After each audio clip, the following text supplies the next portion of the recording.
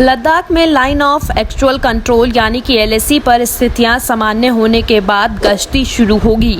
बताया जा रहा है कि LAC पर संयुक्त रूप के कैंपों की रिलोकेशन और विश्वास बहाली को लेकर सत्यापन किए जाने और सभी चरणों के पूरे होने के बाद गश्ती शुरू की जाएगी। फिलहाल लाइन ऑफ एक्चुअल कंट्रोल पर दोनों पक्षों यानी भारत और चीन की सहमति से गश्ती नहीं हो रही है। गश्ती पर रोक इसलिए लगा रखी है क्योंकि वहां मौजूदा हालात में कोई ऐसी घटना या हिंसक झड़प न हो, इसलिए जिससे तनाव और बढ़ न जाए। LAC पर भले ही चीनी सेना ने पीछे हटना शुरू कर दिया है, लेकिन भारत इस बार कोई धोखा नहीं खाने वाला है। यही वजह है कि LAC से सटे फॉरवर्ड एयरबेस पर भारतीय सेना पूरी तरह से अलर्ट है।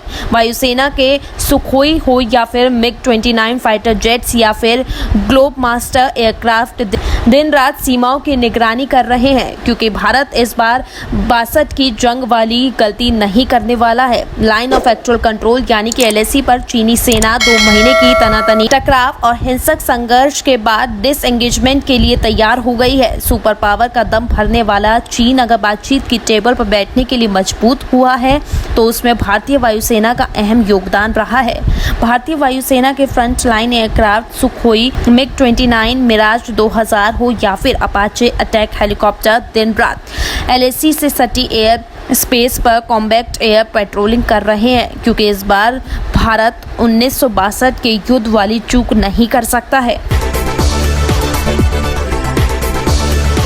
मध्य प्रदेश के मुख्यमंत्री शिवराज सिंह चौहान 2 दिन के लिए दिल्ली के दौरे के बाद अब खाली हाथ भोपाल वापस आ गए हैं। दिल्ली में आलाकमान से मेल मुलाकात के बाद भी मंत्रियों के विभागों की गुत्थी नहीं सुलझ पाई है। मुख्यमंत्री ने मीडिया से कहा कि 1-2 दिन और इस विषय पर काम करने के बाद विभाग घोषित किए जाएंगे। इस बयान से साफ है कि विभागों के बंटवारे को लेकर शिवराज पर सिंधिया का भारी दबाव काम कर रहा है, वरना ऐसा नहीं होता कि 5 दिन बाद भी मंत्रियों के विभागों को लेकर इतना इंतजार करना पड़ता।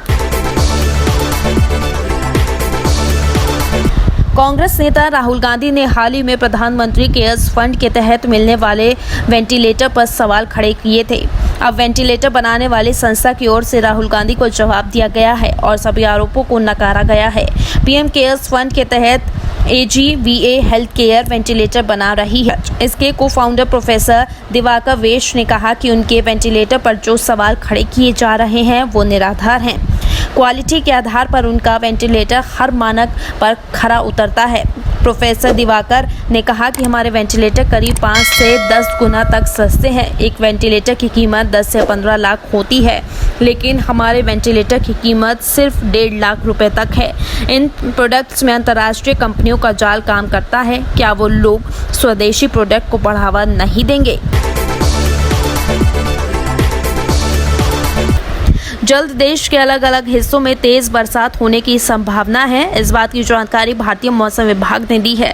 मौसम विभाग के मुताबिक आज से बिहार, सिक्किम, वेस्ट बंगाल और पूर्वी उत्तर प्रदेश में मूसलाधार बारिश की संभावना है। मौसम विभाग के मुताबिक आज से पूर्वोत्तर राज्यों हिमालय, पश्चिमी बंगाल, सिक्किम, बिहार और पूर्वी उत्तर प्रदेश में तेज से बहुत तेज बारिश की संभावना है। इसके साथ ही मौसम विभाग ने कहा कि असम और मेघालय में 8 जुलाई से 11 जुलाई तक, अरुणाचल प्रदेश में 9 से 10 तारीख और हिमाचली, पश्चिम बंगाल, सिक्किम और पूर्वी उत्तर प्रदेश में 10 और 11 तारीख और बिहार में 10 जुलाई को भारी बारिश की संभावना है। Subscribe now and press the bell icon. Never miss an update.